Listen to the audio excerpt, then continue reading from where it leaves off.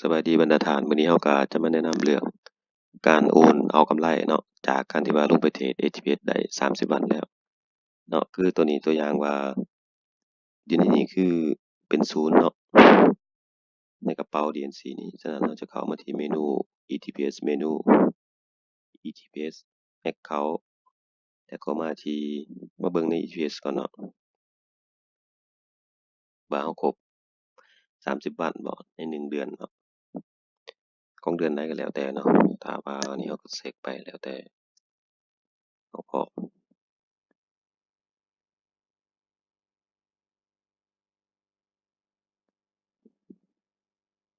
เพราะว่าในกระเป๋าเราจะมีข้อตัวเมื่อหลังจากเราโอนจาก ETPS เข้ามาสู่กระเป๋าตัวนี้เนาะจึงจะมีตัวเลขขึ้นมาหลังจากนั้นจะแนะนำเรื่องการโอนเพื่อไปแลกเป็นเงินหรือว่าเป็นหยังก็แล้วแต่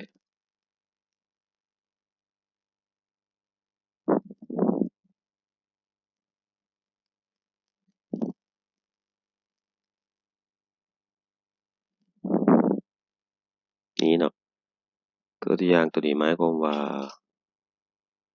ตัวนี้เหลือ5แล้วแสดงว่าตัวนี้ตัดไปแล้วเนาะฉะนั้นเราจะกลับมาที่เมนูETPS เนาะแล้วก็มาเข้าที่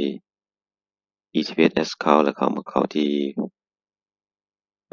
profit earning เนาะคือตัวกำไร 10% แต่ละเดือนนั้น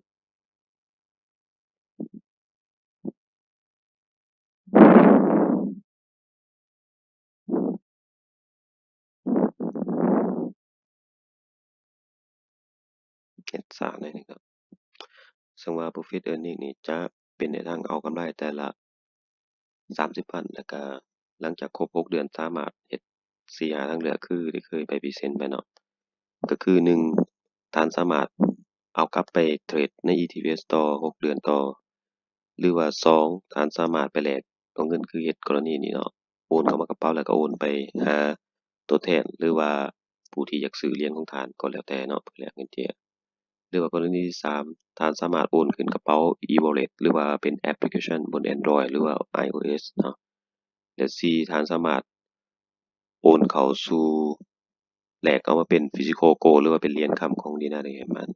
และอันสุดท้ายก็คือท่านสามารถ exchange หรือว่าแลกเปลี่ยนไปเป็นบรรดาสกุลเงินหลักๆของ Cryptocurrency เช่นว่า Bitcoin หรือว่า Ethereum หรือว่า Zcash อิหยังก็แล้วแต่เนาะอันนั้นก็คือหาทางเลือกที่ว่าหลังจากมันครบ30วันหรือครบ6เดือนเนาะก็สามารถเลือกได้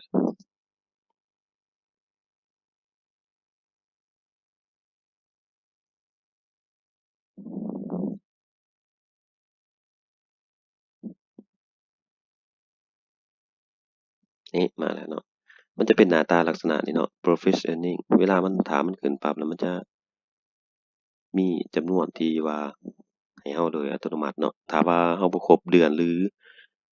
บ่ฮอดมีกำไรมันจะบ่โชว์ record ตรงนี้ขึ้นมาเนาะฉะนั้นแล้ว record ตัวนี้จะ generate auto หลังจากภายหลัง Major Time คือ30วันทุกๆ30วันเนาะมันจะ generate เป็นกำไรออกมาแนวนี้แล้วมันจะมีปุ่ม transfer ที่เป็นสีเหลืองนี้เราจะต้องให้ท่านกดแค่ transfer นี้มันจะตัวเลขนี้จะเข้ามาสู่ DNC อยู่นี่เนาะฉะนั้นกดเบิ่งเนาะ confirm ทุกการธุรกรรมเนาะมันจะมีเมสเสจเพื่อแจ้งทานเพื่อให้ทานยืนยันคืนเพื่อความปลอดภัยเนาะในการทำธุรกรรมไม่ว่าจะเป็นการโอน deposit การ transfer หรือว่าการถอน withdraw อย่างต่างๆแล้วที่สำคัญคือการโอนไปยังบัญชีตัวใหม่เนาะมันจะเป็นพาสเวิร์ด3ชั้นก็คือมีพาสเวิร์ดที่ล็อกเข้า account เราเองอันที่2มี PIN code และอันสุดท้ายมันจะ generate code เป็น auto generate จากระบบไปหาอีเมลเพื่อกรอกเอารหัสนั้นที่มีอายุเพียง5นาทีเนาะมาใส่แล้วก็คอนเฟิร์มในการโอน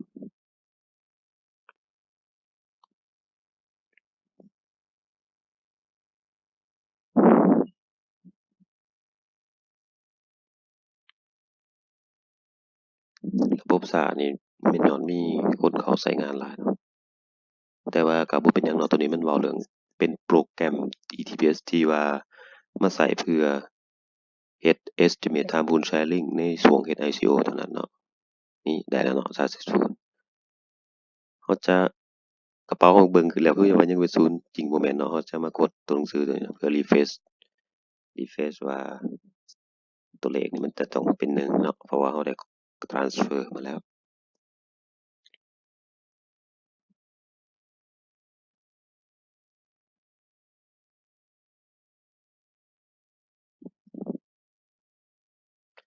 นี่เนาะเป็น1แล้วฉะนั้นขั้นตอนต่อไปก็คือเป็นการจะต้องเอาเหรียญตัวนี้ไปแลกเอาหยังเนาะแล้วไปโอนหาไผหรือว่าออฟฟิศที่ว่าเขาเจ้ารับในการแลกเนาะตัวอย่างเราเข้ามาที่ wallet คือเก่าเนาะเข้ามาที่ transaction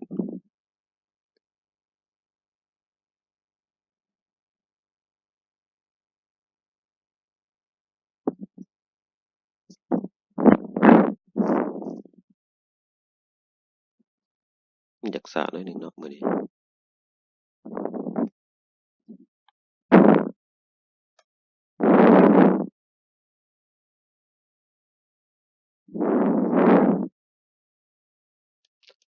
ถ้าท่านมีเวลาก็สามารถศึกษาด้วยตัวเองเนาะที่ว่าผู้ใดบ่สำนิสำนาญหน่อยหนึ่งก็มันก็บ่ได้ยากเนาะก็คือการใช้แอปพลิเคชันทั่วไปเนาะเพราะว่า ETFs นี่จะเราใช้มันจะในช่วงแรกเท่านั้นเนาะถ้าว่าเพิ่นได้ loss ไปยัง external แล้วมันจะแบบว่าก็จะเป็นคอยที่รันบน blockchain ตัวที่ปล่อยเป็น external เนาะนี้จะเป็นหน้าตาของ transaction เนาะฟังก์ชันจะมีหลายเมนูบ่ว่าจะเป็น deposit exchange transfer to หรือ purchase DNC blockchain เนาะแต่ว่าตัวนี้เราจะมาโฟกัสที่ transfer P2P เนาะกดเข้าไปนี่เนาะตัวอย่างว่าเราจะโอนไปหา account ใดเราก็สามารถที่ซื้อได้เลยและจำนวนคือ1คอมเมนต์อาจจะใส่ในความหมายที่มันเกี่ยวข้องกับการโอนเราเนาะโอนไปเพื่อขายบ่หรือโอนไปเพื่อแลกหรือว่าอิหยังก็แล้วแต่เนาะแต่จะใส่ว่า exchange to USD เนาะแต่ตัวนี้พินโค้ดเนาะจะได้ก๊อปพินโค้ดมานี่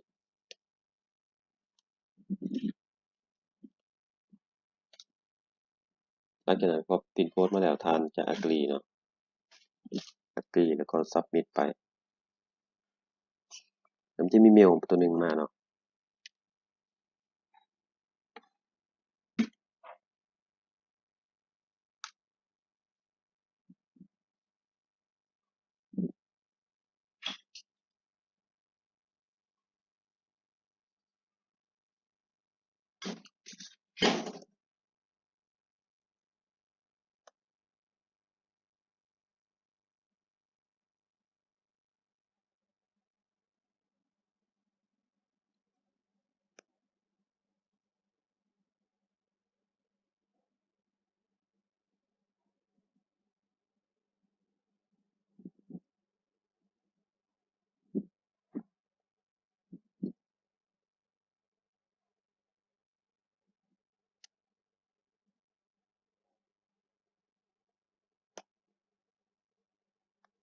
ตอนนี้เขาเมลของเพิ่นก่อนเนาะ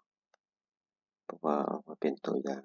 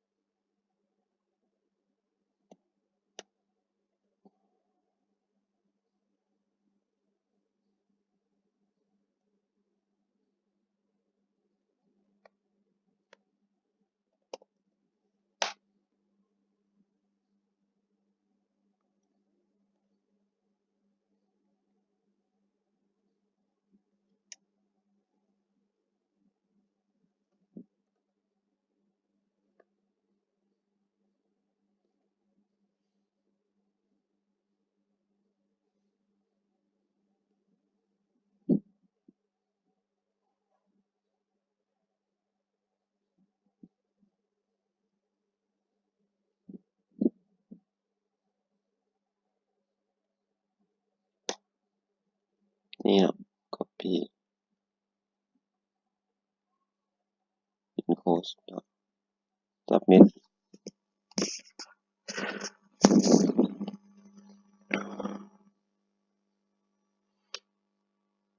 นี่เนาะมันจะคอนเฟิร์มว่าโอนไปหาผู้ใดเบอร์โทรปลายทางเป็นไผเพื่อระบุตัวตนคนปลายทางเพื่อให้ท่านอ่านรายละเอียดในการตรวจสอบความปลอดภัยว่าถูกต้องแล้วหรือบ่โอนไปหาปลายทางเนาะนี่จะมีข้อมูลทางปลายทางเนาะเป็นเบอร์โทรอีเมลอิหยังก็แล้วแต่เนาะโอเคปึ๊บ